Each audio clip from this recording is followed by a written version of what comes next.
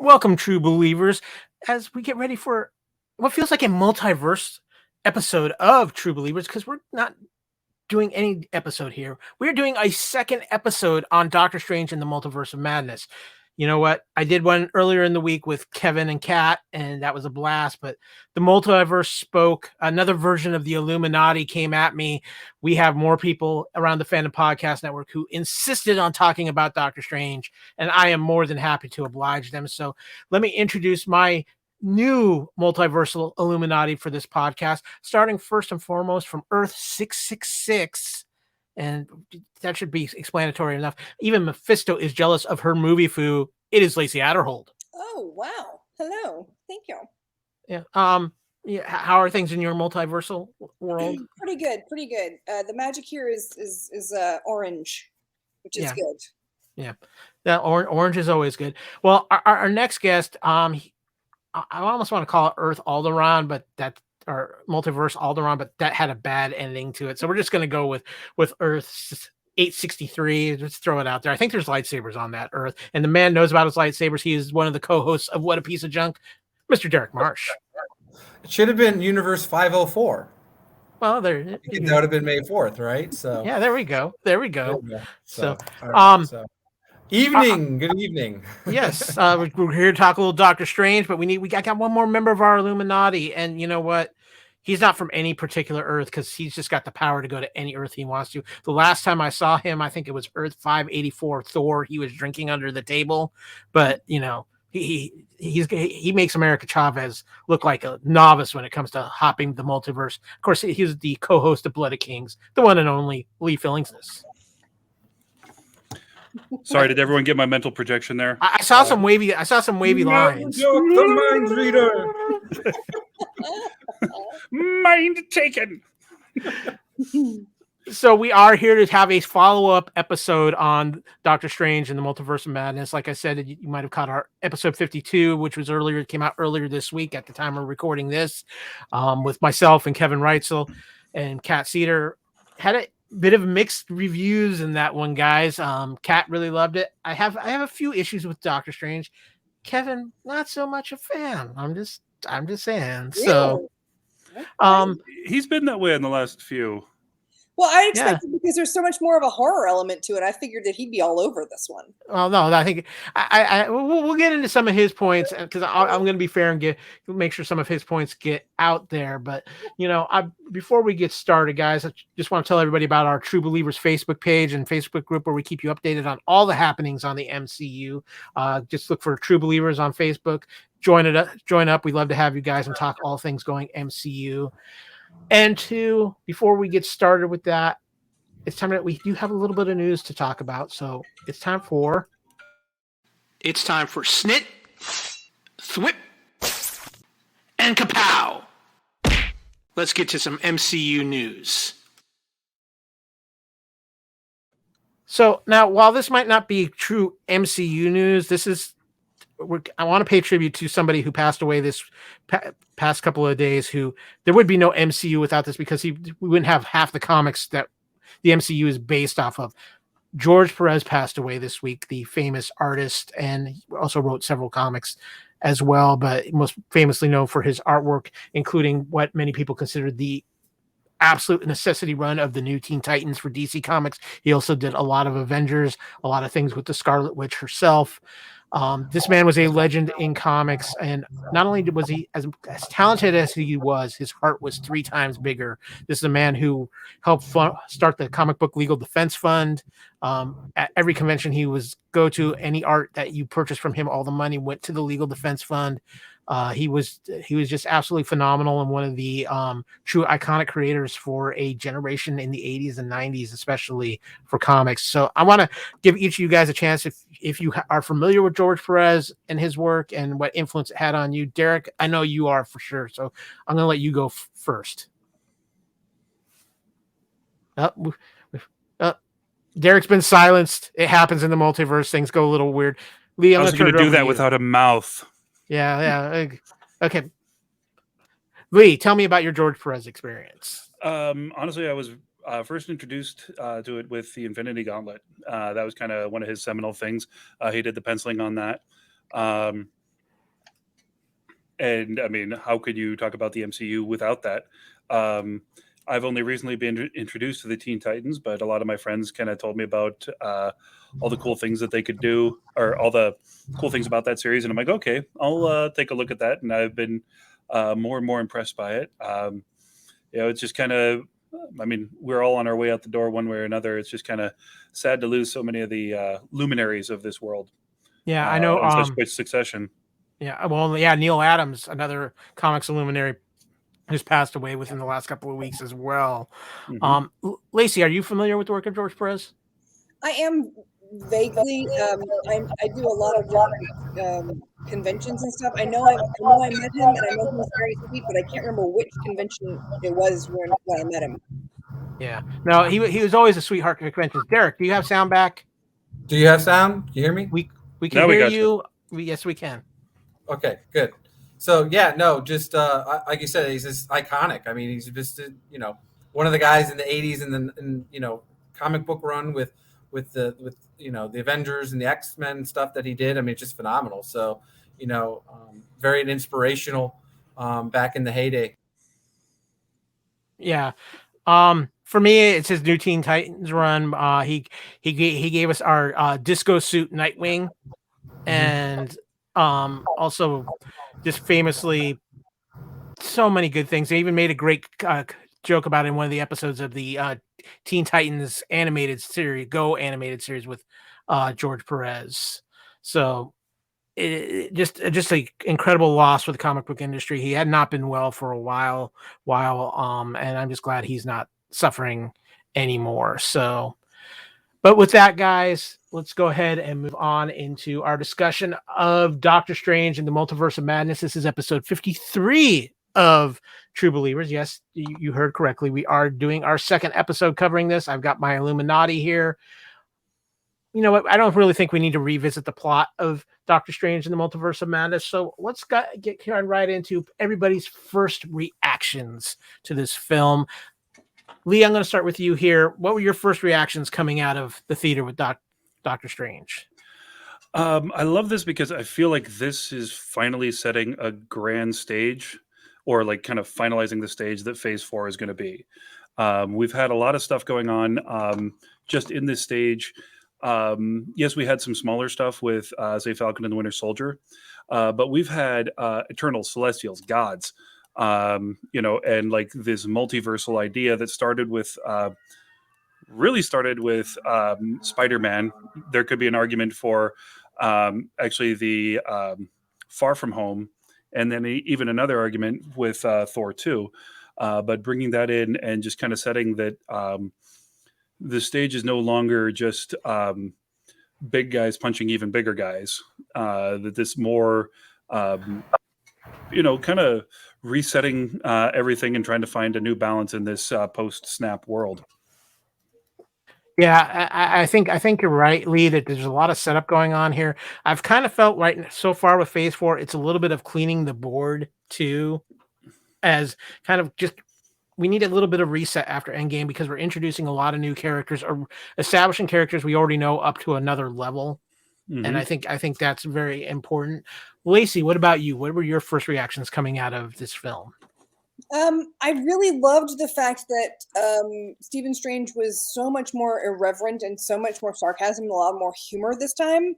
The first one was, the first hour was so sad and desperate and angsty and upset and everything else that I love a good origin story just like the next person, but they're usually a little bit darker, a little bit sadder.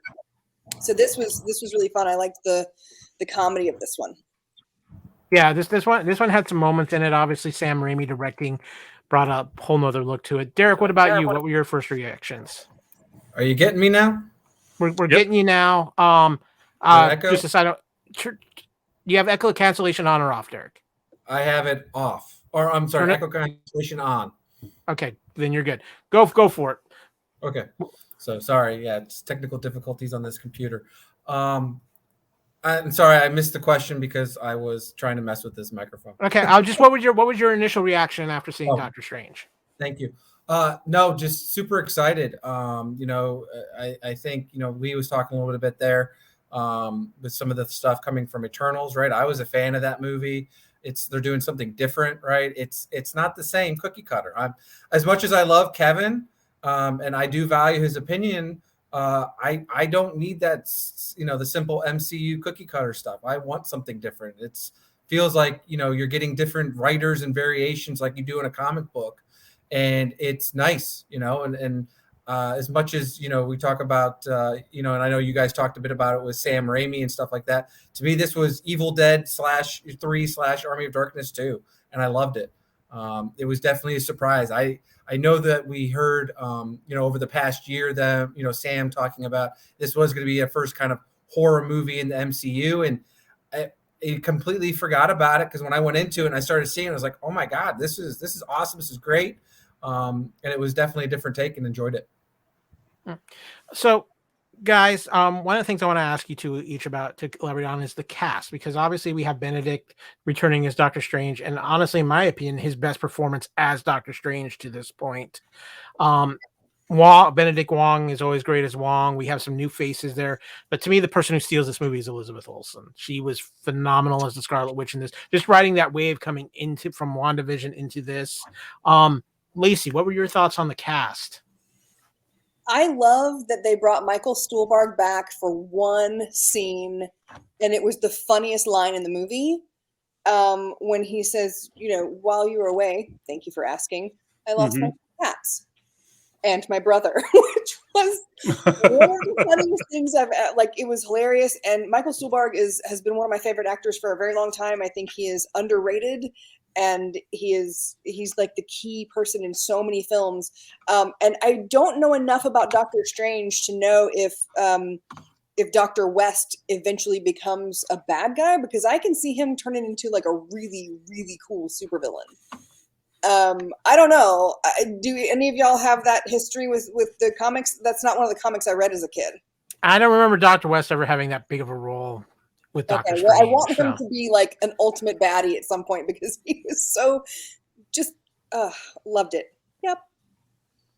Lee would have. Yeah. Oh. No, go ahead, Lacey. Everybody else. I love Doctor Strange. I love Elizabeth Olsen.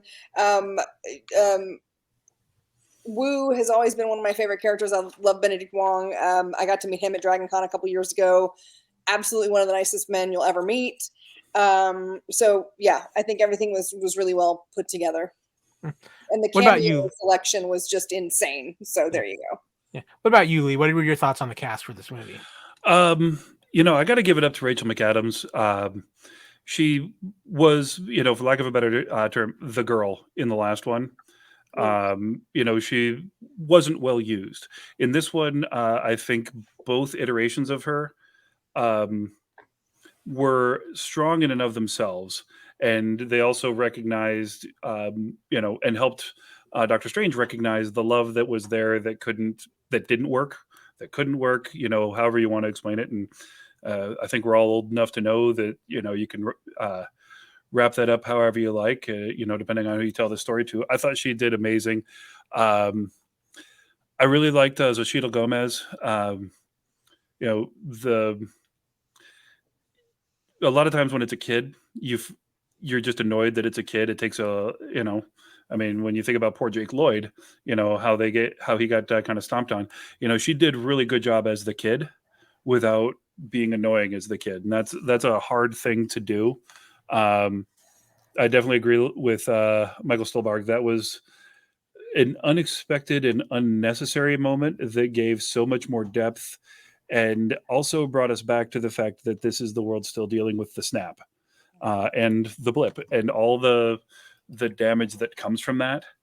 I like that that kept it grounded in there, because otherwise this is more of a post-WandaVision story, which would kind of make you forget like all the other stuff that had gone in with it. And having it there, having it sort of funny, and having it in a, mostly non-action scene until, the giant wall crawler shows up. And I assume we're not talking about the other cast. We will get to that a little bit later in the podcast. All right.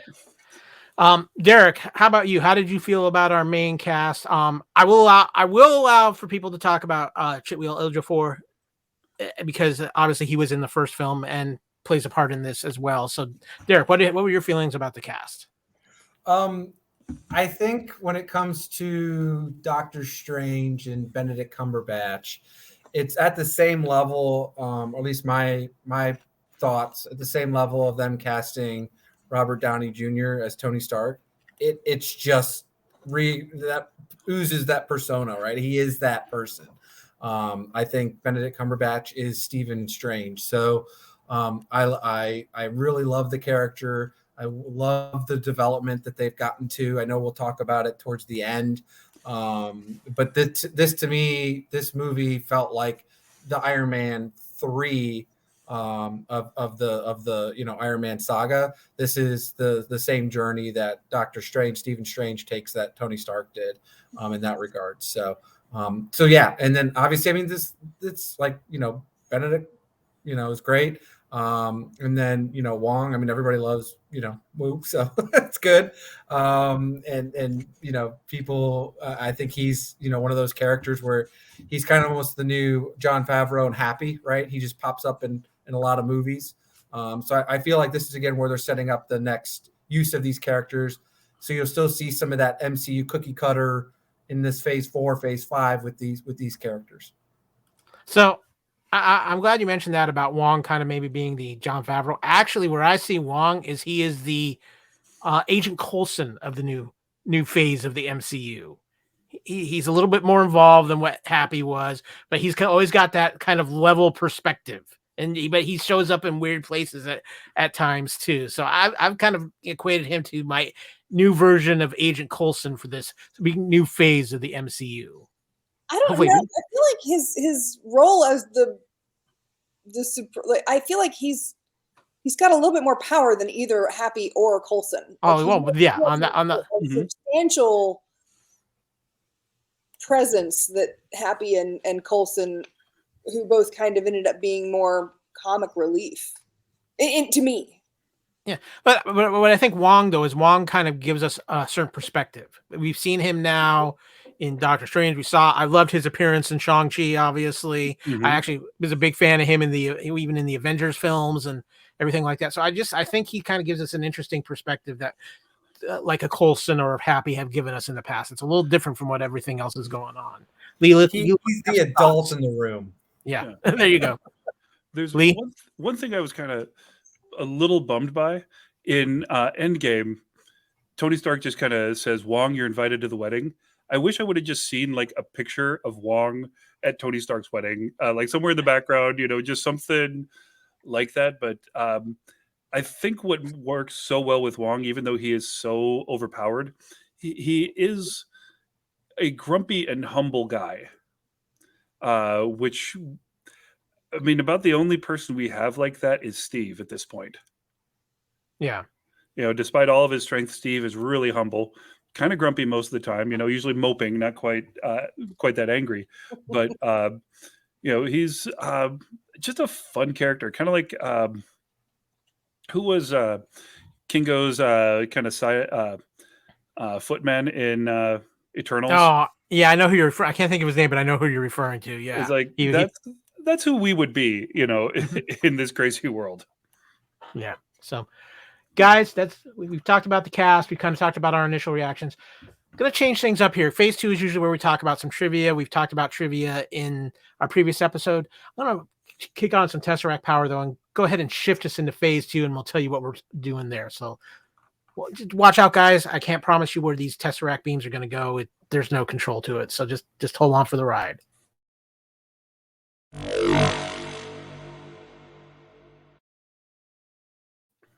Okay, Lee, you look good.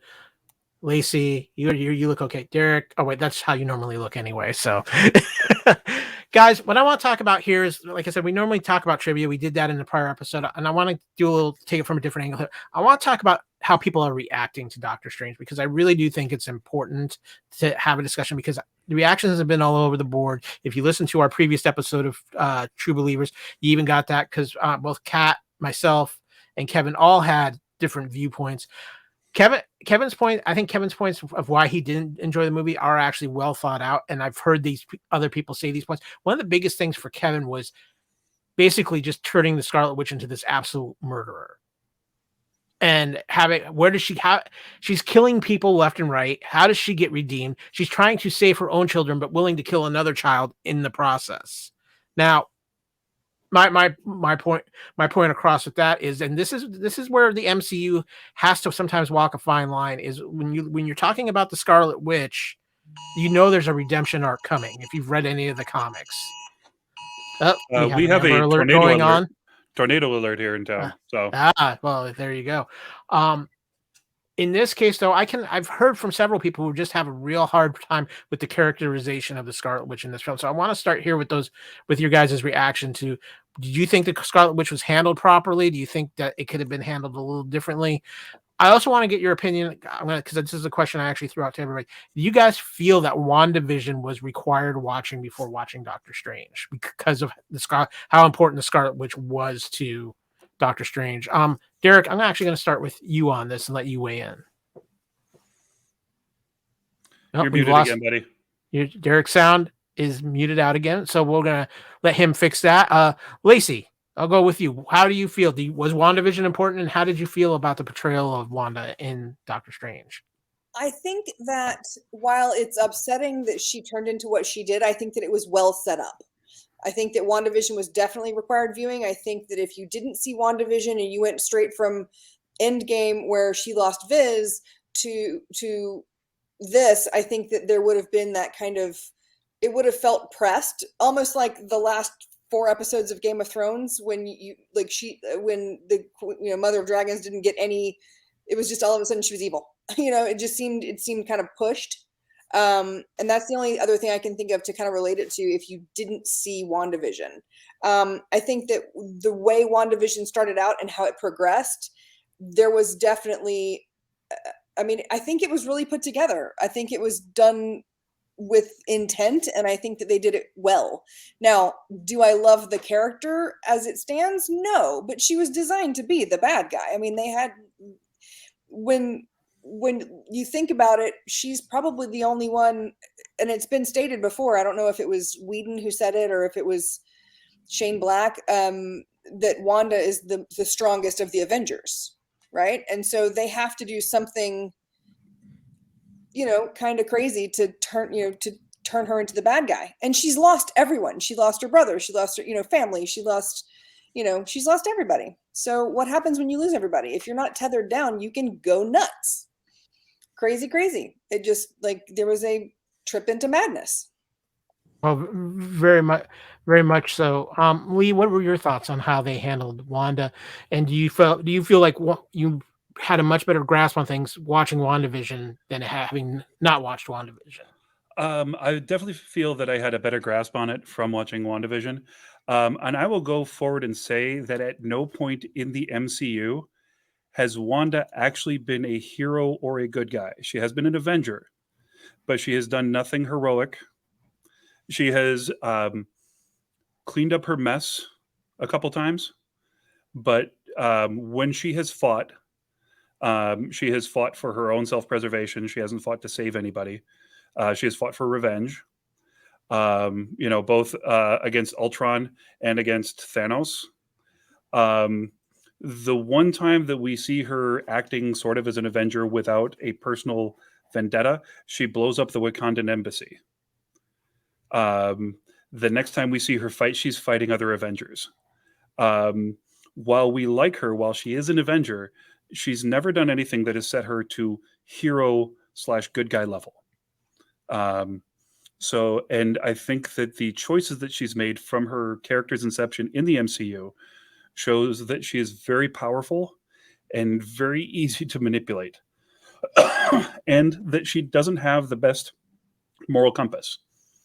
Even when you look at Civil War, she absolutely should have been restrained in some way, shape, or form if she can accidentally blow up a building. Or at least there should have been some type of trial, whatnot.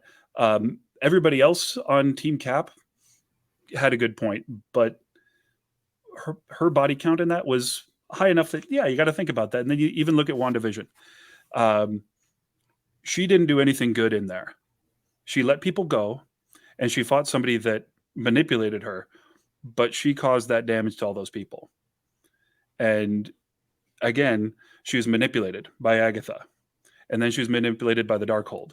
I think that when watching this, if you actually watched the MCU, it is perfectly in line with her character. If you just take a cookie cutter, oh, she's standing with the Avengers, that means she's a good guy, then okay, that can be where your disappointment is. But in actually watching the series, this is exactly who she should have been. Yeah. You bring up some great points, Lee. And one of the things, too, is that I look at with the end of WandaVision, where even Agatha says, you're turned into the Scarlet Witch. What you realize what this is. And I mean, so that you have that aspect of it, too. And again, while the MCU doesn't follow the comics word for word, they do try to at least use it as a guideline. And if you read the comics and are familiar with the Scarlet Witch in the comics, she's not stable. She destroyed the mutant population, no more mutants, killing many mutants who lost their powers at a very inopportune time for her.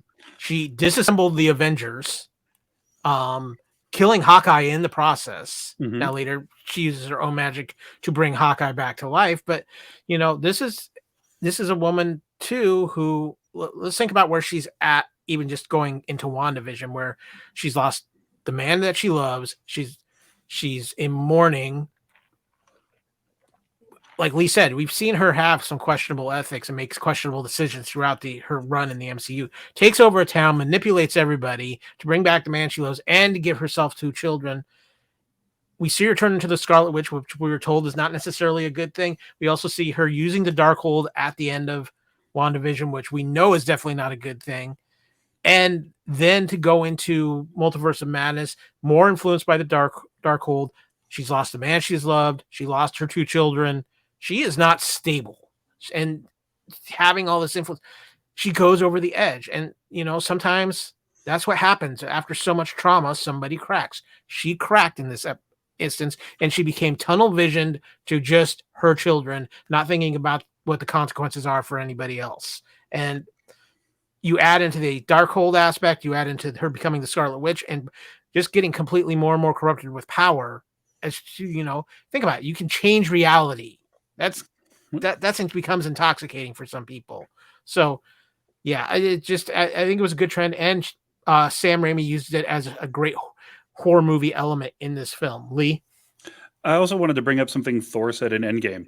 Rage, revenge, loss, anger. They're all tremendous motivators. And we've seen his dealing with the grief and loss, and it's going to be even dealt with in this next movie, that it hasn't been a healthy thing. You see like the darkness and depression that he's going through in Endgame, and you see kind of that self-punishment that he goes through, all the, through the last few movies, really starting with Thor 2, because he lost his mom, and then he loses all of Ragnarok, and then he loses half of the universe and all of his people. And you have this self-destructive cycle that he goes through in a different way, but we all crack and break into different shapes. I think it's very much, she's dealing with rage, revenge, loss, and anger. Same as Thor, and just processing it a different way. And they're both dealing with the loss of family. Yeah. In this. Derrick, we got you back. Hopefully the technical difficulties. Yep, we can hear you. Hopefully the technical difficulties. I'm doing my phone. Yeah, there we go. So Derrick, let me ask you, what were your thoughts on, one, do you think WandaVision was required watching before seeing Doctor Strange? And 2, how do you feel about how the Scarlet Witch was handled? Yeah. So I did catch quite a bit of what Lacee and Lee were talking about. So first off, I do think having watched WandaVision, it helps. Because I think if you just go as a casual fan and watch the movies, it is a point of like, well, why all of a sudden is she this bad person, right? And Lee brought up some really good points, though. What has Wanda really done, right? I mean, other than, she's had a couple of heroic moments, but she's also had some non-heroic moments. But if you watch WandaVision, you can really understand a bit of the character and what she's going through, and driving her into that. And I think, unfortunately, they don't go into enough detail about the Darkhold until almost too late, and how it really corrupts the person, right? Because you get that at the end of the WandaVision series as a spoiler, right? And then you kind of get to see the corruption or what powers it might have on Doctor Strange when he finally uses it, right? And that universe version too, that's the bad guy that lasts for a whole 2 minutes there. But overall, I mean, I really thought they did a pretty good job with the character. One of the things that you have to understand about Wanda, compared to some of the others, is that she's really had kind of a stable connection with several folks. And obviously, Lee and Lacee brought them up in regards to, like, she lost her brother, right? She had really Clint, Hawkeye. He was kind of a mentor towards her, right? And I was, kind of surprised he didn't have a cameo in this. They mention him, right, as a joke, the guy with the bow and arrow. But then, she doesn't have Viz anymore, right? And he was kind of the one that kept her straight, right? Because obviously she's the one who had kind of a traumatized childhood, right? To counter Lee's point, Thor does the same thing in regards to loss of family and loses 90% of everyone he loves. But Thor is also, a few thousand years old. Plus, he was raised in a royal family, so he didn't really, have the trauma of, being, bombed and everything that they show in WandaVision. So it's a different upbringing, right? But it really goes to show you, I really think they took the approach of what The Boys does, and showing you someone so powerful. What is it like when maybe not necessarily they're bad guys, but they do bad intention things, right? For their own well-being, right? Which, again, she wanted to hurt people, kill people, because she wanted her thing. So I think it was interesting that they took that, obviously it's done in the comics, but they took that same approach. And to me, it's showcasing, like, hey, this is what happens when a superhero does go bad, when they become the villain, right?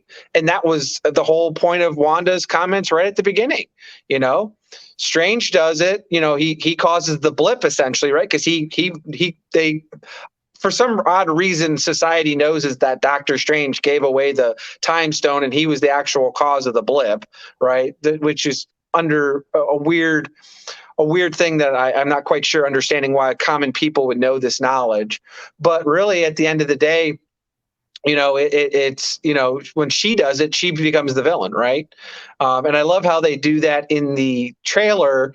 It still shows her in the orchard, right, and the sunny side. But when you actually see it in the movies, it's the dark whole reality, right? So you actually get to see, oh, she's actually the villain in this, right? Which we kind of knew if you're following the story and then the behind the scenes stuff prior to that, we knew that was going to happen. But in the trailer, they didn't really make that. They made Mordo seem like he was going to be the big baddie in this, right? And then all of a sudden you get 10 minutes in, and I think that's what threw a lot of people for a loop.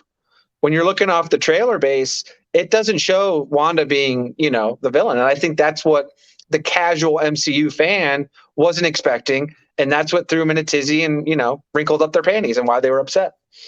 Well, that brings me up to an interesting point, and I want to hit you guys on before we take a little break here, is I want to talk about the general reaction to this film, because I took about 24 hours before I really kind of came to my conclusion on this.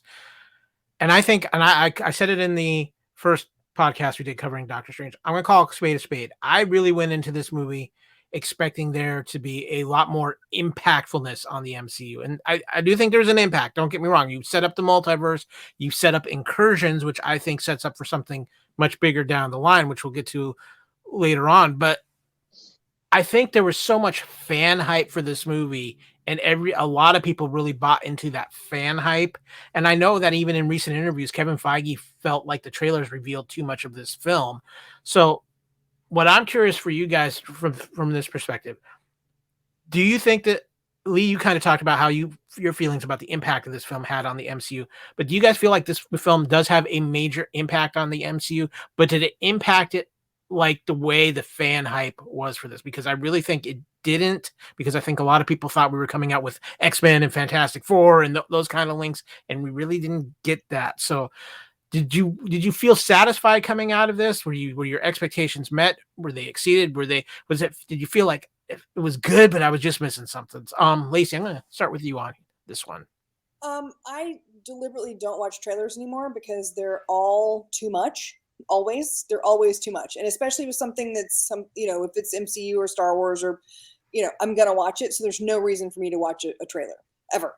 That was one of my big issues with the end of the last Spider-Man, was that they did the coda was like that little chunk of the trailer for Doctor Strange, and I was like, no, stop it. I was very grumpy about that. I think that the impact on the universe, it's just opening it up for anything.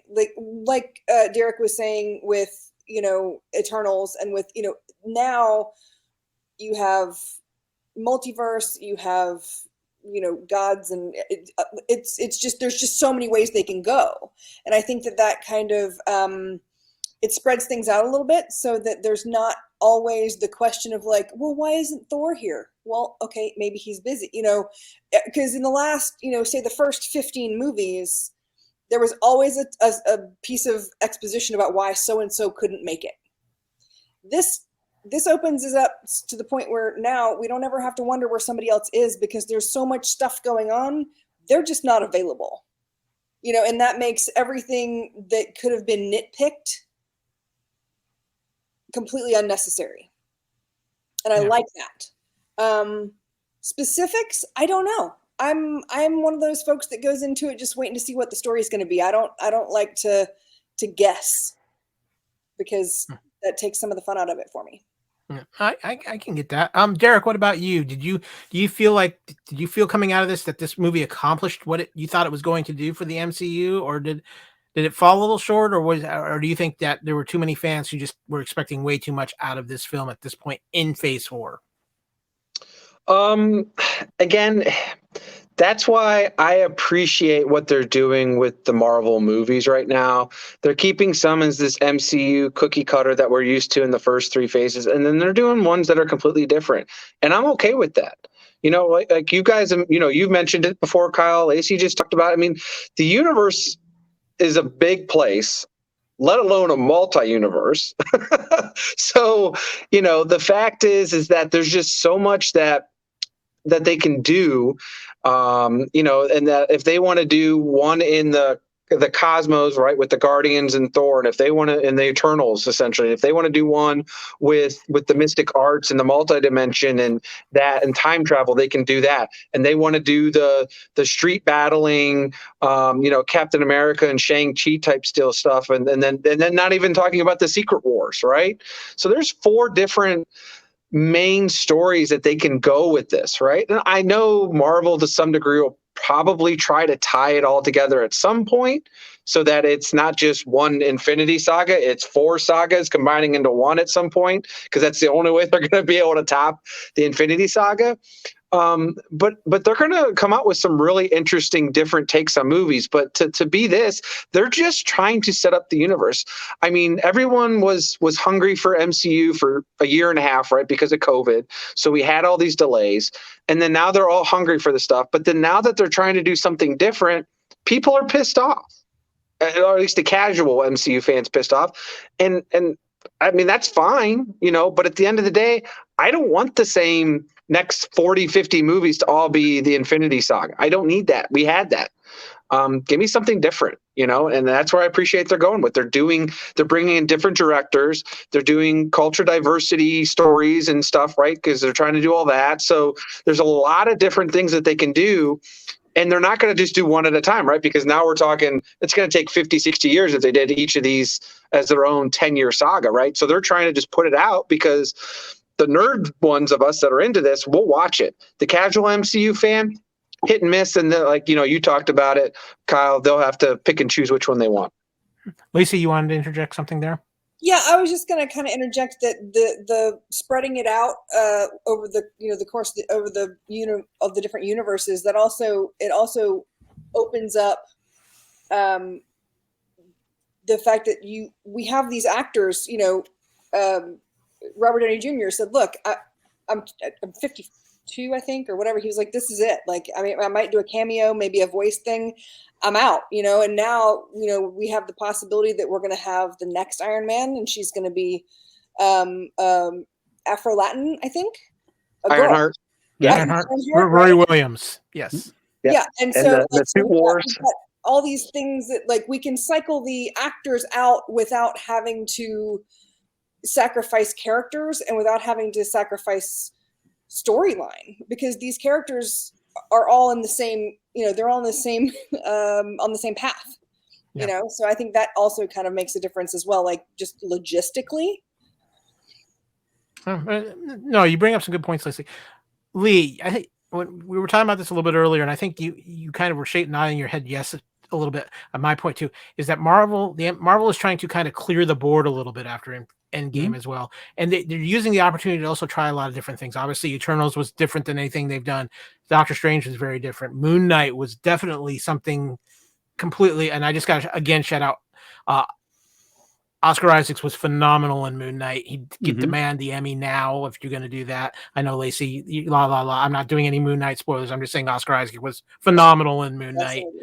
But Lee, you brought up some good points about and Derrick both about the differences. But Lee, especially for you, do you really feel like it's kind of like this phase is turning into kind of the palate cleansing phase and giving you like tidbits here and there as they're building to what I think I see where I think they're going now? No, I think that once we get to a certain place in this phase, there's going to be this realization of where everything was going. I think that they're being sneaky with it. But if you look at what we've seen just of this phase, and I'm not going to count Black Widow in this because other than putting Elena in, she doesn't have it. That movie doesn't have anything to do with this phase. But just the moving more into the cosmic instead of just Valhalla and just wherever the hell the Guardians happen to be. We are moving bigger. We are moving pan-dimensionally. I believe the table was already cleared with Endgame because we lose Steve Rogers and we lose Tony Stark. Now other people can try to get in those uniforms and they'll have varying degrees of success. But everybody that's been chosen to take up the mantle of somebody else already is a very different character. The new Sorcerer Supreme is Wong, who is much different from Stephen Strange. The new Captain America is very different from Steve Rogers. Not just in terms of appearance, but in terms of where his strength comes from. He doesn't have the super soldier suit or his super serum. He does have the super suit, so he's kind of Iron Man in Captain America colors. But by moving beyond, there's this old quote, I want to say it was Franklin Roosevelt, let them study war and politics so that their sons can study business and architecture so that their sons can study music and art. And the quote-unquote alpha males of this last generation in the MCU are done with their part. And I think that now we have the spiritual, the intellectual, and the historical in a lot of ways that it's going to lead the way into this next thing. And I think that's, I'm with Derrick. I absolutely loved Eternals. I loved what it set up. And I love how it made everything deeper so that now when we have, this new Thor movie coming up where we're going to see Zeus and we're going to see the God Killer and we're going to see like all this revelation of, our pantheon. Where is that going to take us? And I think that it's going to deal with these more philosophical pursuits. And I find that part fascinating because it was really just industry and Nietzschean determinism in the last series. Like, am I strong enough to be good? Am I rich enough to, be powerful? And those were kind of the two main things that we had in phase one. Now we've got you know, Strange's ability is trained, but it's intrinsic. It's something that he has, something that Ned has. It's something that America Chavez has, something that Wong has. And it's like, okay, this is how you can affect the world. And they train them to use who they are. But then you look at a character like Scarlet Witch. Yes, she had some of that, but then they just blasted her with the Mind Stone. And then they blasted her with the Darkhold. So how much of that is actually her? And I think that now we have these philosophical rather than political arguments that we can have in this stage. And I think it's amazing. And I think, okay. Do you need We're to getting get in cover? Might need to, yeah. Yep, it's a take shelter warning. I'll be back, hopefully. Okay. Thank you, Lee. Hopefully Be he will safe. be back. Be safe, man. Mother Nature striking in a way that he needs to go protect himself. So Lee, stay safe, and hopefully we'll see you back short. Okay. Wow. I'll do what I can, kids. Okay, thank you, Lee. Well, I was going to say, real quick though, Kyra, just real quick, because Lee brought up a good point too, and it's kind of funny if you think about it, right? Because the typical movie MCU fanboy, they griped when we got, we had the Sam Raimi Spider-Mans, right? Then we got the Amazing Spider-Man, and people were griping, why are we getting another Spider-Man? And then we get the Tom Holland version. Oh, why are we getting another Spider-Man? They're complaining about it. But now that they're not getting Tony Stark and Steve Rogers, they're like, where's my Tony Stark and my Steve Rogers, right? It's like, don't you want all these different characters? But yet you complain when they rehash the same one. So it's kind of like, what do you want, casual fan? Guys, that's always been the way it's been, even in the comic book industry. And we're going to talk about that in a little bit, because I want to, later on, I'm going to have you guys give me some predictions about the direction of the MCU. But we're going to take a quick break, and when we come back, we're going to get more into the plot and what we get to hit some more of those main plot points of Doctor Strange and what were our highlights of the movie and a few other things. But first, we're going to tell you about what else is going on around the Fandom Podcast Network. Thank you for listening. We hope you're enjoying this podcast. We'd like to continue to feed your ears by inviting you to listen to these other great shows on the Fandom Podcast Network. It starts with our flagship show, Culture Clash, discussing the latest in entertainment pop culture. Bloody Kings, Immortals Take Notice, our show covering the entire Highlander universe. Couch Potato Theaters, where we celebrate our favorite movies. Time Warp, the Fandom Flashback podcast discussing a year in movies and our favorite retro movie and TV pop culture topics. Good Evening, discussing all things Alfred Hitchcock. Union Federation, our Star Trek and Orville show. Hair Metal, the 80s and early 90s rock metal podcast. Type 40, our show covering the time-traveling Doctor Who universe with host Dan Hadley. Lethal Mullet, an 80s and 90s action film podcast with host Adam P. O'Brien. Also check out the Lethal Mullet Network for more great podcasts. What a Piece of Junk, a Star Wars podcast with hosts Scott, Derrick, and Nathan. Making Treks, a Star Trek podcast, a deep dive into the final frontier with host Mark Newbold and Adam P. O'Brien. And check out our newest shows, The Fandom Show, our monthly Fandom Podcast Network live YouTube exclusive show about the month's hottest topics in fandom, and the FPN True Believers MCU podcast, discussing the Marvel Cinematic Universe and the related Marvel television and streaming MCU universe, including the connections to the original Marvel comics. You can find the Fandom Podcast Network on several platforms. Please subscribe to the Fandom Podcast Network YouTube channel to receive notifications of new podcast episodes and live events. You can enjoy all of the Fandom Podcast Network audio podcasts on our master feed at fpnet.podbean.com. The Fandom Podcast Network is on all major podcast platforms, including Apple Podcast and iTunes. You can find the Fandom Podcast Network on Facebook. You can email us at fandompodcastnetwork@gmail.com. You can also find the Fandom Podcast Network on Instagram at Fandom Podcast Network and on Twitter at FanPod Network. Thank you for listening, and remember, respect others and enjoy your fandom.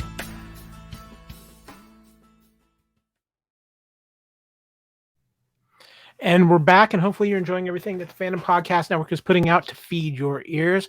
Of course, I'm here with Lacee and Derrick. Lee, Mother Nature strikes in the area he's in, tornado area. He had to go take some cover, was mandatory, so hopefully he will be back joining us once the weather clears.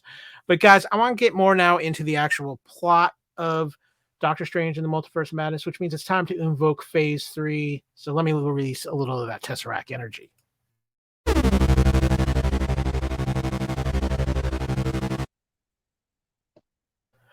Okay, guys, I want to get into some of your favorite moments of Doctor Strange and the Multiverse of Madness. What stood out for you? What might have been areas that you needed a little work on, things like that. Obviously, a different direction for the MCU with Sam Raimi directing Lacey. What stood out for you with this film? Because I do feel like it was different than a lot of stuff we've gotten from the MCU in the past. Yes, I think so. I think that this gave us, I want to say this is one of my favorite. This feels a little bit like smarter, like the writing feels a little bit more interesting than some of the other films. Little like lots of callbacks, setups and callbacks back and forth. Things like when they find out that green means stop and red means go, and then they meet Mordo, and as Strange walks past the camera, he says, "Oh, okay, walk on red." Walk on red. Notice that Mordo is wearing green, and so it's one of those things where like that can kind of tip the scales, just subconsciously that he might not be the good guy. Lots of callbacks, like the bow joke about, traditionally it should be, and then, the payout pays off at the end. I love all the little Raimi-isms. I loved seeing his car. I loved seeing, all the shots. The Wanda, like when she climbed out of the mirror or out of the water. Yeah. That was, it was straight. Ringu. Yeah, right. And it was just like, oh. And I love the fact that even though she wasn't technically a zombie, like the 838 Wanda, as she got dirtier and dirtier and dirtier, she became almost zombie Wanda. I think that overall, this film is basically just a battle of people who are OCD. They're very much control freaks. Like every character in this movie is basically a control freak. America can't figure out how to control her powers.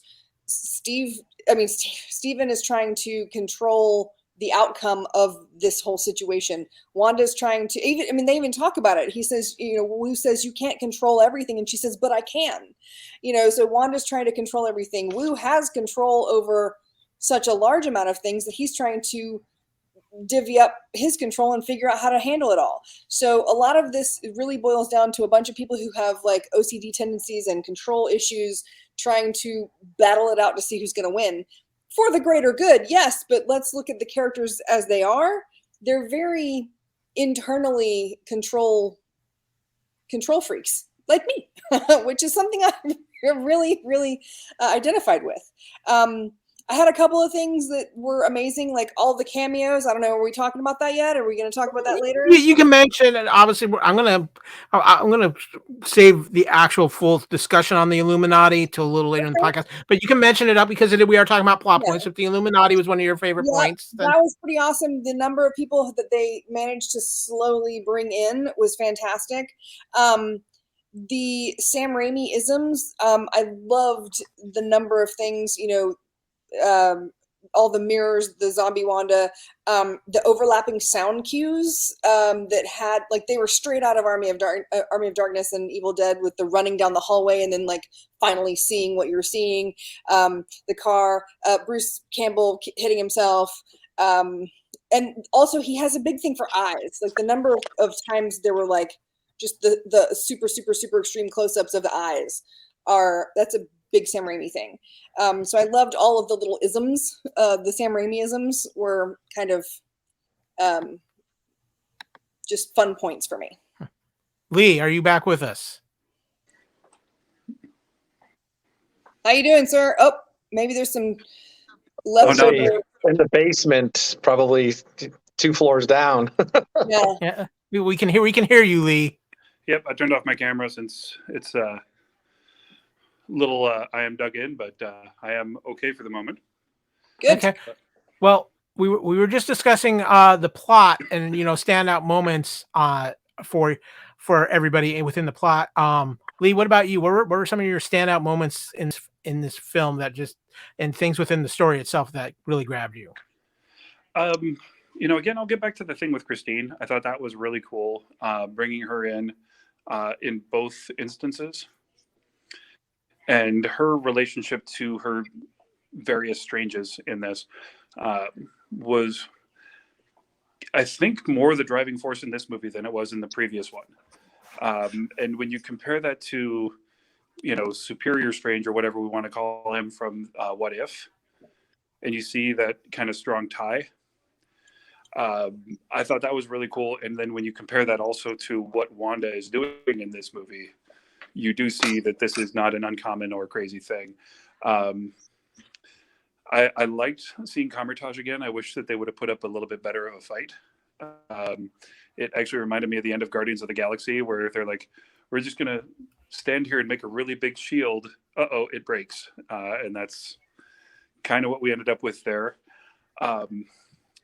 There was one of the Kamertage nuns, I don't know what we call there, but the one that rescued him, we saw her a couple times before. Her name is Michelle.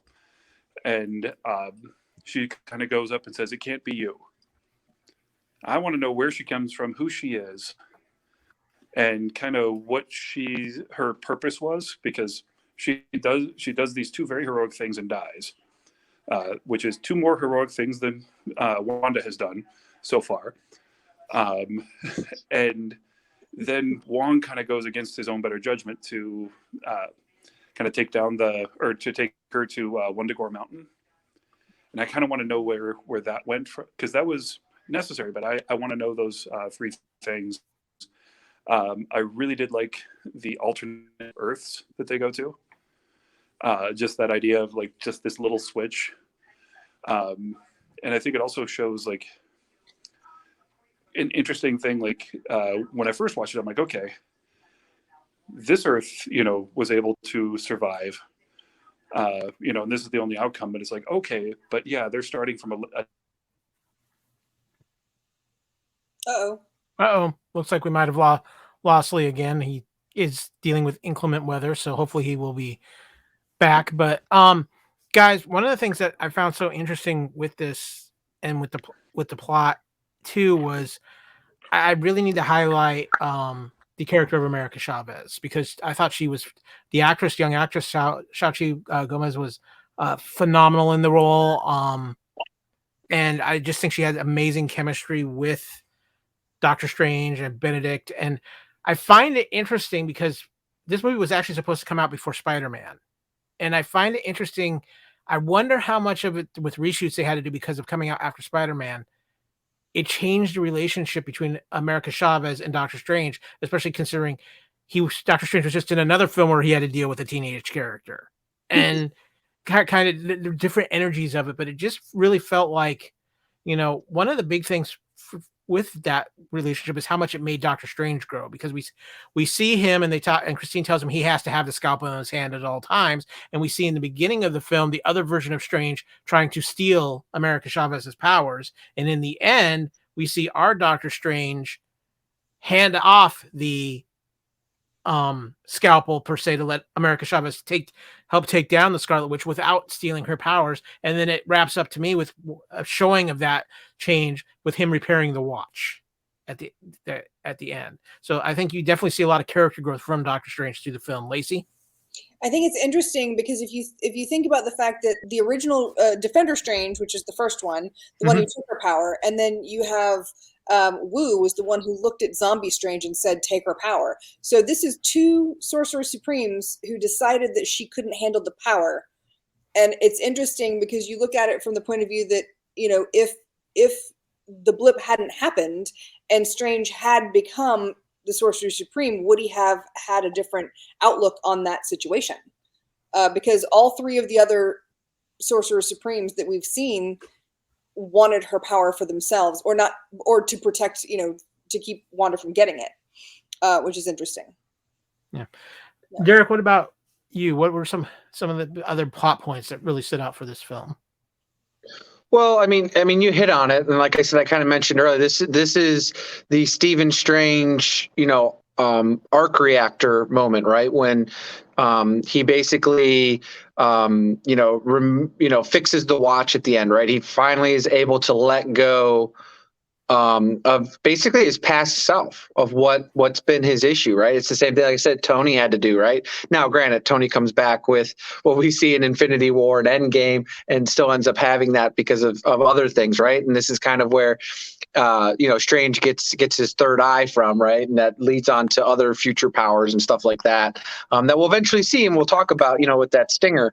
But the idea here is that, like I said, this is Doctor Strange, Stephen Strange, the person growing as a character, right?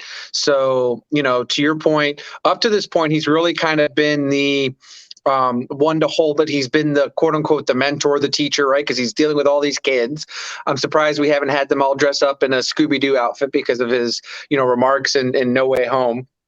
But yeah, I just think that was it, and it's really the growth of the character. And again, like I said, I think Benedict Cumberbatch is a perfect Stephen Strange, and I'm so excited that he is kind of being that tie, like, Robert Downey Jr. and Tony Stark were in the first 3 phases. So I'm perfectly fine with that. And again, this is going to be his journey. So, is he going to end up being the one that ends up having to sacrifice himself at the end? We'll see, right? But yeah, I definitely think there was some really great, the multiverse stuff that we got. Obviously, I'd like to see a bit more of it. And again, but you can only fit so much in a 2 hour and 15-minute movie, right? So I'm going to check. Lee, do we have you back? Lee is still working on things. Guys, before we get to the other big topic I really want to hit, there's one other scene I really want to bring out, and it's when he's fighting the Dark Strange version. The music magic fight was phenomenal. And I think it's one of the best fight scenes in the MCU history, not only because it was so original, but just how they played it out and how they made it look and how it was just this is what I expect from Doctor Strange. This kind of action, this kind of use of magic, something that's a little bit out of the norm. And it was one of my favorite scenes in the film. Lacey, what did you think of this scene? It's my favorite fight, followed closely by the Strange Mordo fight down the well, or down the side. I think I loved the music going back and forth. I think that it was really interesting to have the tie-in at the last shot where you have that music cue where all of a sudden he's just like walking, and then the music hits, and all of a sudden it's like, oh, okay, So I really liked it. It's my favorite fight for this film. Yeah. Derrick, what about you? What did you think of this particular scene?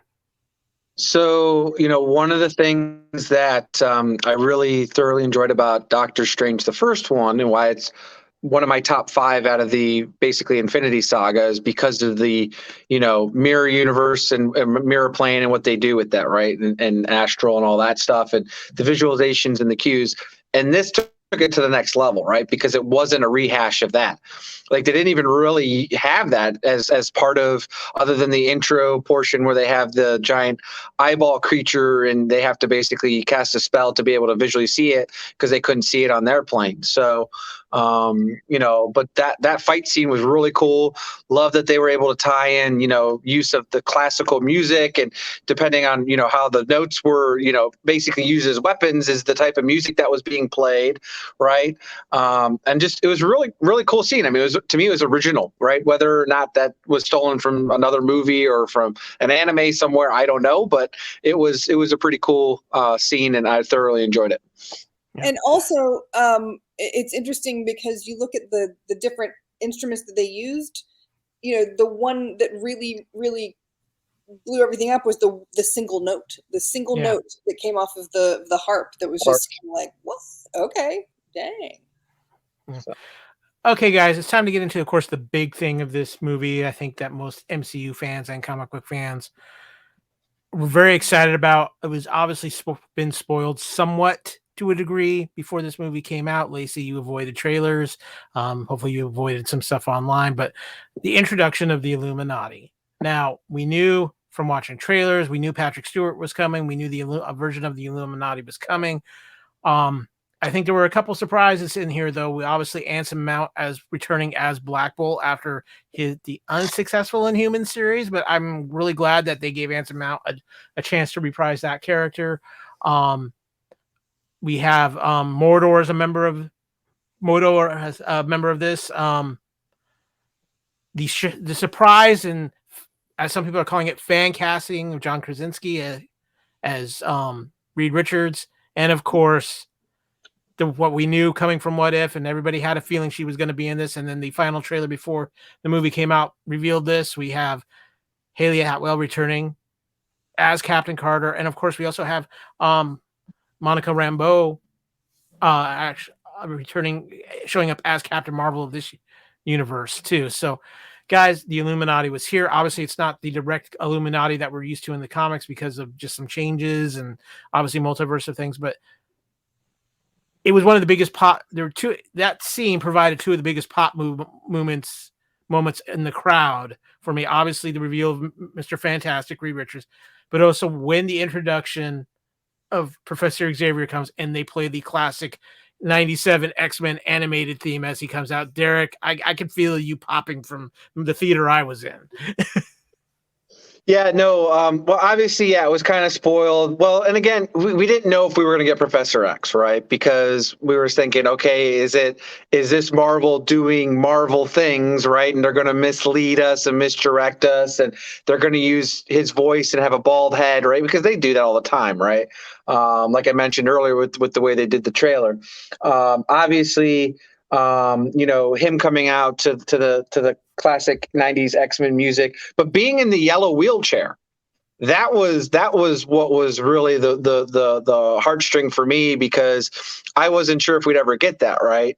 And my wife Christina, she's like, what was with him in the roller coaster cart? I'm like, well, that was the classic X-Men wheelchair that he had. And she's like, oh, well, it was awfully bright and yellow. I'm like, well, that's because that's actually what the color of it in the comics was too in that run. But really, no, what got me, which was the stinger, was the John Krasinski reveal. I mean, that got me super excited, because I was like, oh, okay, I saw Black Bolt, I knew that was Ashton, so I was good with that. Obviously, I know, Captain Marvel, Haley Atwell. It got spoiled for me because I actually had been trying to avoid the last few trailers, because Marvel's been doing this where they release these, like the last couple of weeks, they release those 30 to second to 1 minute segments from the movie, and I try to avoid those. And some online website had a thing scrolling through Facebook before the movie even came out. It was like 3 days after that trailer, and they showed the shield, and I was like, you got to be kidding me. So I was excited though, because I love Haley Atwell. But yeah, John Krasinski, whether or not they do more with those characters and those people playing them, it doesn't matter. At least we got those moments, right? And that was really why I think they had to do Patrick Stewart as Charles Xavier now, because I don't think the way that they're planning it is that they're not going to have mutants at least tied to the actual true MCU and our current 616 universe for another 5-6 years. I think they got really planned out. They're going to do a lot with the Fantastic Four in a couple of years. They're going to do a lot with the Secret Wars. Again, they'll tease mutants, but I really think this was just getting Patrick Stewart, giving him that swan song, and getting Professor X into the actual MCU. And I think that's why they did it, and I'm perfectly happy with it. Yeah. Lacee, Derrick brings up some good points. What were your feelings on the Illuminati, and obviously the just amazing casting for the Illuminati? Well, nothing was spoiled for me. Okay, so I've seen it 4 times.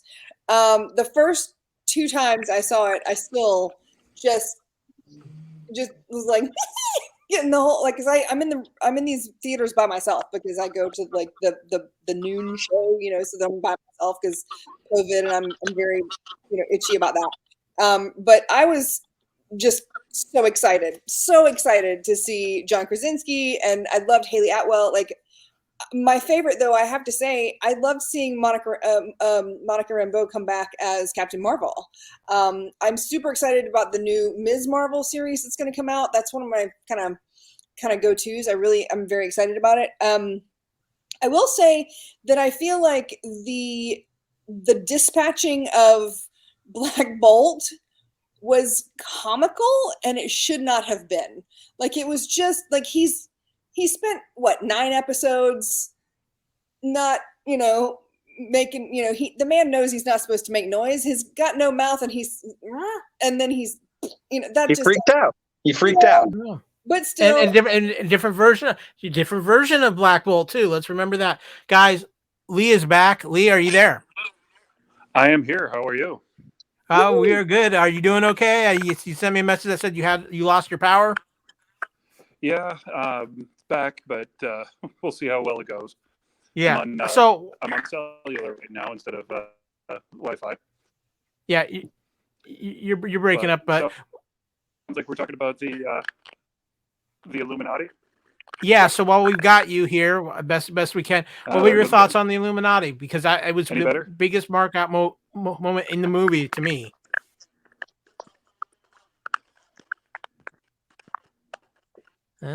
Lee? I flipped out just like everybody did when Mr. Fantastic showed up. I think Krasinski's perfect.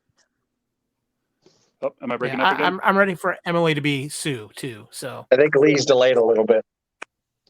Oh yeah, definitely. I did like. I mean, who didn't freak out when you heard the X-Men '97 theme song when Professor X showed up? Yes. Although I will say there's no weight to Professor X dying on screen anymore because it's the third time we've seen it. But that whole thing, I do, kind of like you were saying, I wish Black Bolt had a little bit better thing. I'm a huge fan of Anson Mount, have been since Hell on Wheels. He had a pretty big day on Friday, having a role in the biggest movie franchise of all time and then the biggest sci-fi franchise of all time. Thought that was pretty awesome. But yeah, I will say I love seeing Captain Carter, because we kind of got teased that in What If. I love me some Haley Atwell. And then, I wanted more from Mordo. Kind of like in the first Doctor Strange, and especially when he said, "Oh, you spent your life trying to kill me in my reality." Like, I want that story now. I want something from him because he just sort of disappeared in service of the Infinity Saga. But maybe we get something from him in the next Doctor Strange or something like that. We were talking even in the Eternals episode when they're preparing for Judgment. Mordo's thing, he's got the Rod of Tribunal, which is a form of judgment. If he's galactic, if he's on that level, maybe we see him back in a different film. But I loved it all. Seeing a different Captain Marvel was really cool, especially, like Lacey saying, we've got the Marvels coming up. That was just a cool moment. And having that, characters that we know in a different reality that can be killed so brutally gave this film weight that it couldn't have otherwise, because we couldn't kill those characters in our own reality for other various reasons. But it brings me back to a point I wanted to make earlier. I think Scarlet Witch is the perfect villain for this because we already know her. We don't have to spend half a movie introducing her and setting up her conflict. We already have it. And I think having her kill these characters that we know and some of them that we love, some of them not, like Black Bolt. I tried to watch that show and it was horrible. But I thought it was a really cool take on the possibility. And I did like the fan service of getting Krasinski in there. I do hope that when they do they've been teasing that this is phase 4, for a reason. I really do hope that we get that. And if they haven't cast the thing yet, I believe I will audition because I am bigger than any Ben Grimm they've put on screen yet, and I'm probably scarier and able to clobber them. And you know what? It's clobbering time. On that note, guys, one of the other things I want to talk about real quick while we're talking about the plot is I want to go back to what Sam Raimi did in this film, because I really think it's one of the things I've really enjoyed so far about this phase of the MCU is the differences from what people have called the cookie cutter Marvel formula. And I think it's very important that we are seeing Marvel kind of make some of these choices. And you know what? The other aspect of it is we talked about casting earlier. But I also want to talk about the stinger scene because that's very, very important. And Charlize, welcome to the MCU. Kevin, you're trying to be greedy. You have Kate Beckinsale as your movie wife, and now Charlize Theron is your favorite actress. No, you can't have your cake and eat it too, Mr. Reitzel. But Lee, again, because with our connection with you, we don't know how it goes. I want to ask you what your thoughts were on that stinger and seeing that Charlize is now part of the MCU. I think it's amazing. I'm really glad that she didn't take after her uncle. She is the niece of Dormammu, who's just that amorphous blob that we saw in the first Doctor Strange. I'm interested to see if and how this will relate to the stinger that we got with Star Fox in Eternals. Because, again, that takes us more galactic and more pan-dimensional. And I feel like if she's coming along, that's going to bring star power and some clout to this next phase. And she's had a pretty good run of action movies lately. I think that we might see some really cool stuff. The last several of her IMDb, it's basically like franchise palooza, with Mad Max and then the Fast and Furious, and now MCU. I'm here for it. Like that. That's awesome. Prometheus. Yeah. What's that? Atomic Blonde, the Old Guard. Yep. We know that she can handle solid action. And we know that she can handle kind of ethereal otherworldness and some crazy stuff. I mean, she's aged about 3 days since 2 Days in the Valley, the first time I saw her in anything. Right. So She's got good genes. Yep. And she knows how to wear them. Exactly.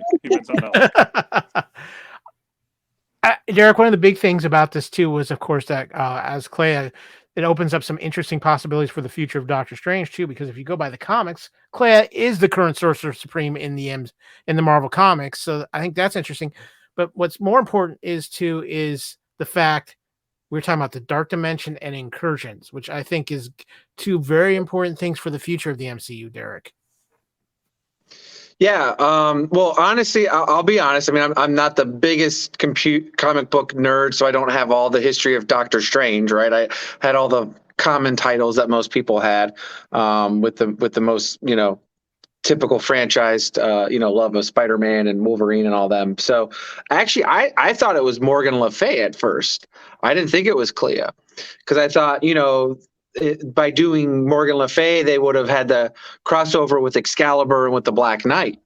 And obviously that wasn't it. So I actually had to Google it that was Clea. So obviously I'm happy with that, right? Because and obviously listening to you and Kat and Kevin on the recording from a couple days ago, got a bit more history of her and after Googling her and finding out, yeah, she's Doctor Strange love interest and, some really cool stuff. And obviously it's Charlize Theron. So I'm good with wherever we go with her. Right. So as long as she's willing to sign up for another movie or two, then all will be good in the world. So, but yeah, super excited from that, but I had to Google it because I wasn't 100% sure what the stinger all meant. Lacee, I mean, were you excited? It's Charlize. Come on. I love her in everything she does. She's amazing and fantastic, and she's, proving that women of a certain age can kick ass, and that's fantastic. And I want young girls to see her do all the things. I think that the MCU has embraced so many things as far as, people are talking about like all the cultural stuff, and bringing the LGBT community in. They're talking about, finding people of color. And I think that this addresses another thing. This is a female who's over 50 and she's going to play a huge role. Like this is going to be a good thing. I'm very excited about it. Yeah, it's going to be very interesting, especially because I do think we're going to get another full-on Doctor Strange movie before this is done. Benedict has actually gone on record saying he'll play Doctor Strange as long as they allow him to do Doctor Strange, as long as the stories are good. He seems to be really into the character, so that's playing always himself. yeah, but basically, and with Doctor Strange, there's a little, but the age factor isn't quite as important as it is with an Iron Man or a Steve Rogers. Sure. So you've got that as well. But guys, we're going to shift into our final phase where we're going to get our final thoughts and maybe I'm going to hit you guys up for some predictions for what might be in the future of the MCU. So let's let off a little bit more of that Tesseract energy.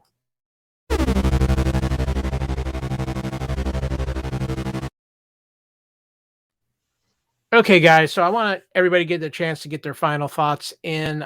Lee, are you still there? I am still here. So let me get your final thoughts on the actual movie of Doctor Strange. I think it's a fantastic departure from, as we were kind of saying, the cookie cutter world of the Marvel Cinematic Universe. It makes things a lot more interesting. It also, we don't have a clear good guy or a clear bad guy, really. We kind of have a problem and the ways that people are trying to solve it. Loved it. My only complaint, really, again, like, why did Wong take everyone to Mount Wundagore? Which I think is also a huge building thing. Like, I mean, that leads us to Cathan, that leads us to the High Evolutionary, all sorts of fun stuff. But also that they didn't have Stephen Colbert as Mr. Fantastic, because he played the Mr. Fantastic clone in the Venture Brothers. And he was just wonderfully douchey. And I think that would have been, I would have flipped out if they'd done that. But that's neither here nor there. That would have been too deep of a nerd dive for me. But I love it. And I can't wait to see where this is going because I can't really see it yet. And that's good drama. If I know where it's headed, I'm not as interested. But this has me confused and excited. Lacey, what about you? What are your final thoughts on Doctor Strange and the Multiverse of Madness? You know what? There were a couple things that I was confused about. Really quickly though, the tower. Did anybody else get like Eye of Sauron vibes from the tower? Because it felt very familiar to me. Guys, I just want to throw this out for Lee and for you, Lacey. Considering who it looks like the villain is going to be in Guardians of the Galaxy, Mount Wundagore is not done in being in play as of yet. So okay, I'm just gonna throw that out there. Right on. I haven't seen any trailers for Guardians 4, 5, whatever. 3. They just wrapped up filming. Gotcha. I would like to say that I'm still a little bit I'm a little bit hesitant about suspicious about the Illuminati, just because with all of the issues that they had and all the conversations, like if you watch the flashback, Stephen Strange, he died willingly. Like he was that to me was a very strange situation, because he was, the lead up to that was like, he's a bad guy, he's the bad guy, he's the danger, and then he literally was like, okay, I'm ready, go ahead. So that to me means the Illuminati is suspicious. Like, it just, to me, I don't know. I think that the fact that we had Reed Richards and all these things, I'm super excited that, I know people died and all that kind of stuff, but because of the multiverse, we never know who's going to show up and who's going to do what where. And I really want a Johnny Storm multiverse flashback somehow, like interaction where Chris Evans. Yeah, Chris Evans comes back. maybe he'll be there with Stephen Colbert. We don't know, but right. But yeah, I'm ready for whatever they have to throw at us, and I'm not concerned. I feel like they have someone captaining the ship they've got a plan, and I'm here to just go for the ride. Derrick, what about you? What were your final thoughts on Doctor Strange? So overall, great, because again, as I mentioned, it was a different take. To me, Hollywood is so, remake after remake and very unoriginal. Now, I'm not going to say there aren't some things that come out, to give at least Netflix some credit, even though they canceled their stuff after one season, they do at least come out with some original content, right? But for the most part, it just seems like it's the same old thing, right? And to me, why doesn't the MCU want to have not just superhero film, but superhero / action, superhero / horror, superhero / romantic comedy, superhero / drama thriller sequence thing, whatever you want to put in there. I mean, that's the thing that they can do with IPs like Marvel. I mean, the things that they can go out there and just make their own genre of whatever movie, right? And again, it may not be something for the casual MCU fan, but again, if it's something that some other person that never thought that they would watch a Marvel movie, but because it had their favorite actor and actress, or if it was, oh, this is actually like I said, a fun comedy, romance drama movie that gets them interested in watching it, and maybe they'll pick up a couple of Marvel, other property movies or something, right? Again, they don't have to watch all 25 movies in the Infinity Saga to be caught up, right? Things can be one-offs. I'm okay with that. I mean, we've been talking about that with Star Trek. It doesn't have to be everything fits one huge story. Now, and granted, this is going to lead to more things. But as we talked about, Eternals, if 95% of it doesn't lead much to else other than it was just going to be this one plot point 6 movies from now, that's fine. You can have different things, and I'm okay with that. So again, love that. A couple of things. A couple of things I didn't care for was the fight scene with the Illuminati versus Scarlet Witch. I just felt it was a little too short. I would have liked it to be a little bit longer, just because they are some of the most powerful mutants, and I feel like it could have been a little bit more to that, especially since she was going to kill him off. I would have loved to have a little bit more fight scene with that. Other than that, the way they handled Wanda was great. I didn't kind of like the ending as much as I know, like you talked about it, Kyle. I know they're going to do a whole arc redemption. They're not done with Elizabeth Olsen and the Wanda Maximoff character. I get that. But just the way it ended, it made sense, right? Because that was how powerful Scarlet Witch is. Or I should say, that's how powerful Wanda is as the Scarlet Witch, that nobody other than herself could take herself out.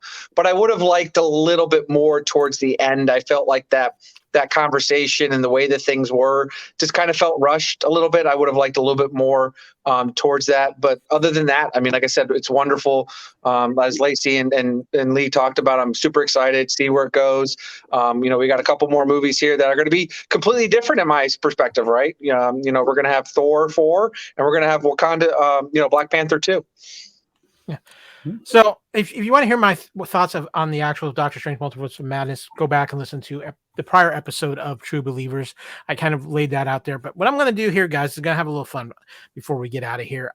I'm going to throw out some predictions for the MCU, and I would like to get your guys' input on this. Now, again, these are speculatory on my part, knowing what's coming, knowing what I know about the comics, some things like that. But if you don't want to hear this might be the time when you want to tune out, because I'm not saying spoilers. These are my educated guesses, but a couple of things.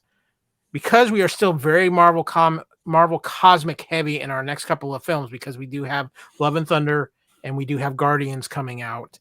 I do think a lot of plot threads that we've seen in Eternals, some of the plot threads we've seen in this movie, and what's happening with those next 2 cosmic films are going to be very important, because I think they are leading to set up something very important, which is Secret Wars. And the reason why I think Secret Wars is coming, but I don't think it's for a bit yet, but I think Secret Wars is going to end up being the thing that's going to allow for maybe the X-Men to come in down the line, things like that. Because I broke it out in my comics after I watched Doctor Strange and Multiverse of Madness. I went back and reread the Secret Wars miniseries from 2015, which was not, obviously, if you're a longtime comics reader, there was the original Secret Wars way back in the day on Battle World, and then you had this newer version here. And I think that's what they're aiming to, because Secret Wars was brought about by incursions that were happening between multiverses in the Marvel comics. I think they're leading towards that, and I think there's a couple of things that are coming that are going to even point that into more of that direction. I think what's going to happen in season 2 of Loki is going to be very important for that. Let's not forget we have that coming. And let's not forget Kang the Conqueror is the villain for Ant-Man Quantumania. And I think that movie is going to actually end up having a bigger key to play than what we thought.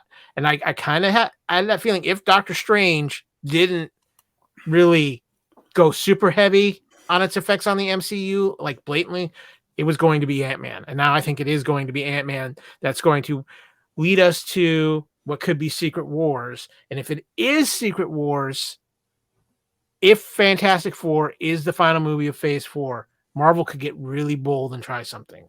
They could literally have Fantastic Four end with the destruction of the multiverse, and then start phase 5 literally on Battleworld. And have a whole series of movies that are Secret War films which establish new characters. Maybe it's a way to get a new Iron Man. I mean, I know we have Ironheart coming, but some other new characters, especially one Miles Morales. I'm just saying that card is definitely still in play because the MCU holds his rights exclusively for live action. There's no share with Sony for Miles Morales on live action. So that makes it an interesting play.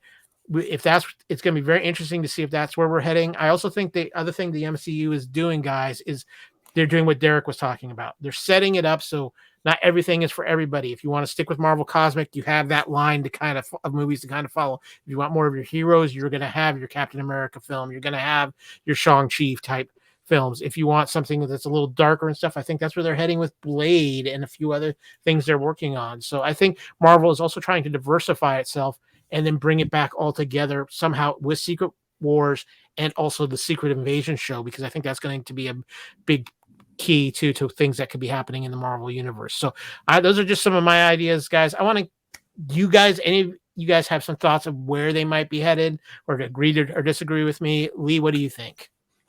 I think that's kind of a fun way. I hope they don't do the full incursion into like just one reality. I know they've kind of been leaning that way, especially with the sacred timeline that they introduced in Loki. Just because I like the idea of the multiverse.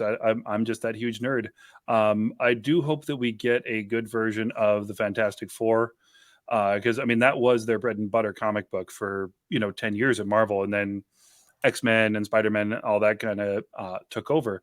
But I think it's a really interesting storyline. I think that they've gone with handsome actors for Reed Richards instead of smart actors in the past. Even Miles Teller, not necessarily a handsome guy, but he doesn't come across as smart. He comes across as smarmy. I think that with Jim, because let's just be honest, he's not John Krasinski. He's Jim from The Office. He always will be. He brings a certain, just in that moment, you see why they cast him as Jack Ryan. You see why they cast him as Reed Richards.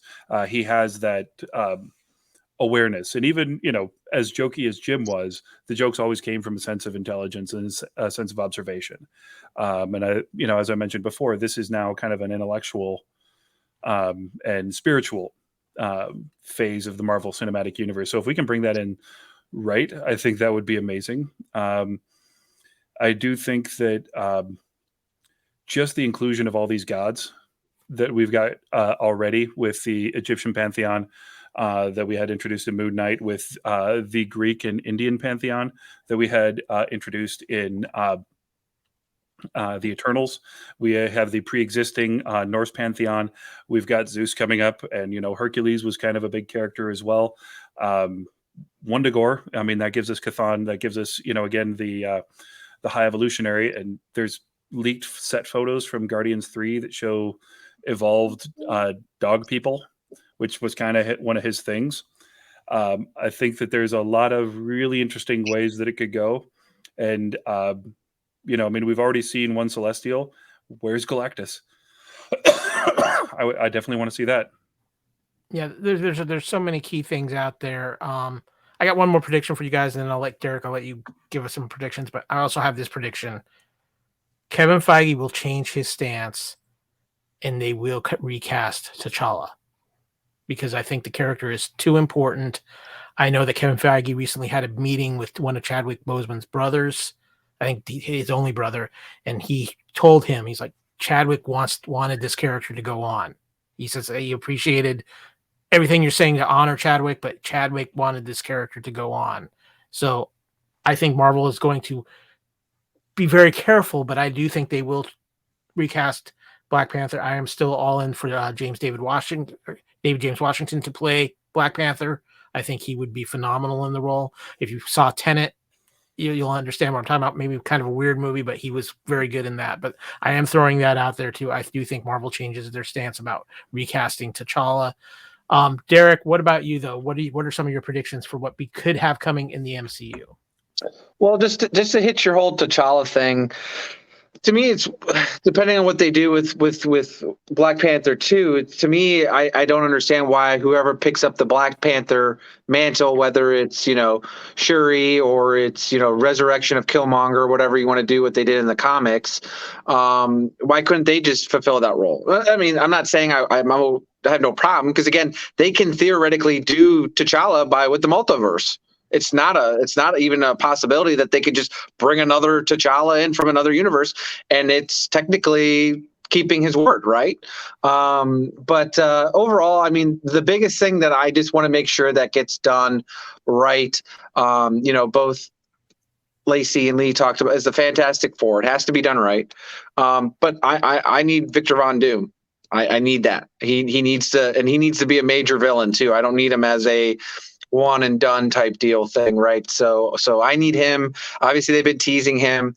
I wouldn't be surprised that they were talking about Kang. I don't think is going to be the big baddie in Phase 4, Phase 5, Phase 6. I think he might be the kind of a little bit higher level Ronin in Phase 4. But I think when you get to the Fantastic Four movie, it's either going to be Galactus or it's going to be Doom. That's going to be our actual big baddie for this several phases. Lacey, what about you? You got any predictions that you might have out there for the MCU? I agree 100%. I want Doom. I want Von Doom. I want I want so many things. I will say that, just to drop it in there, I did see this in 3D one of the times I went, and it is absolutely one of the few films that I will recommend. Go see it in 3D. Just for the music fight alone, it's fantastic. I don't know. As far as the future, I'm digging everything that y'all said, but again, I'm just kind of here for the ride. Exactly. Well, speaking of here for the ride, as we get ready to wrap up this episode of True Believers, just a reminder, feel a little bit of a break here. We got a nice little cleanse your palate time here with the MCU, as we will not have any new MCU content until June 8th. And what is coming June 8th, Miss Lacey? I have no idea. Miss Marvel. Miss Marvel. Okay. So, I don't I just wait until people are like, hey, have you seen it? I'm like, no, it's time. I'm gonna, Never rely on Lacey to keep a date. That's what we're saying right now. Oh, absolutely not. Absolutely not. And of course, then on my birthday, it's time for Love and Thunder. And yes, Natalie Portman as Thor. I'm 100% in on that, Lee. You're muted. Yeah, I'm gonna 100% be there opening day. I've got my Mjolnir. I've got my Stormbreaker. I am a chaotic, tall, long-haired Norwegian that likes to solve problems by hitting them with a hammer. So I definitely need to be there. Yeah, no, yeah, I cannot wait. It's going to be fun. It's going to be a blast. I want to thank my multiverse Illuminati for joining me on a second episode of Doctor Strange. It was my honor to be here with you. I promise I won't Scarlet Witch you on the way out. Just saying. Lee, especially thank you to you. You were dealing with some definitely dangerous and inclement weather where you were at. So we thank you for being able to bring us your thoughts when you can. Of course, too, guys, check out everything on the Fandom Podcast Network at our master feed at fpnet.podbean.com and visit our YouTube channel and subscribe. We're going to have a lot of fun things happening there this summer. But until next time, true believers, as we like to say, Excelsior. And until next time, make ours Marvel.